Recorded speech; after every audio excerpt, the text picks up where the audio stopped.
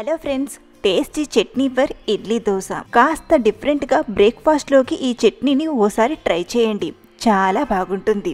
Hello friends, welcome to Shravani kitchen. ఎప్పుడు బ్రేక్ఫాస్ట్లోకి అంటే ఇడ్లీ, దోశ, వడల్లోకి ఒకే రకం చట్నీ తిని బోర్ కొట్టిందా? అయితే ఈసారి కాస్త డిఫరెంట్గా చాలా టేస్టీగా ఈ చట్నీని ట్రై చేయండి, చాలా బాగుంటుంది. అలాగే ఈ చట్నీని చాలా ఈజీగా ప్రిపేర్ చేసుకోవచ్చు. అయితే పుట్నాల చట్నీ చేసే ఆ ప్రాసెస్ ఏంటో ముందుగా చూసేద్దాం. పాన్ లోకి 1 టీ స్పూన్ ఆయిల్ ని తీసుకొని వేడి చేయండి. 2 పచ్చిమిరపకాయ ముక్కలు వేసి కాస్త ఫ్రై చేయండి.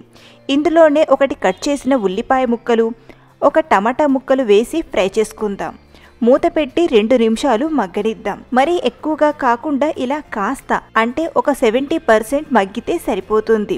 మిక్సీ గిన్నెలోకి 1/2 కప్పు పుట్నాలు, 5-6 వెల్లుల్లి రెబ్బలు, 1/2 టీ స్పూన్ జీలకర్ర, కొద్దిగా చింతపండు, చిన్న అల్లం ముక్కను తీసుకోండి.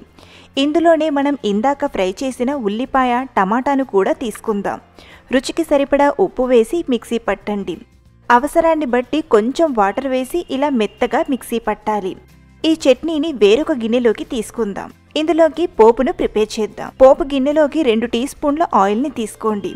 ఆయిల్ వేడయ్యాక 1/2 టీ స్పూన్ ఆవాలు, కొద్దిగా జీలకర్ర, కొద్దిగా మినపప్పు, శనగపప్పు వేసి ఫ్రై చేయండి.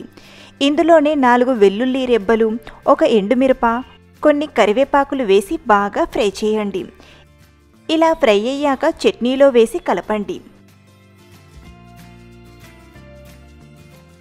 ఈ చట్నీని మనం దోశ, ఇడ్లీ, వడ దేనితో తిన్నా చాలా రుచిగా సూపర్గా ఉంటుంది. ఒక గిన్నెలోకి తీసుకొని సర్వ్ చేసుకుంటే ఎంతో టేస్టీగా ఉండే పుట్నాల చట్నీ రెడీ అయిపోయింది.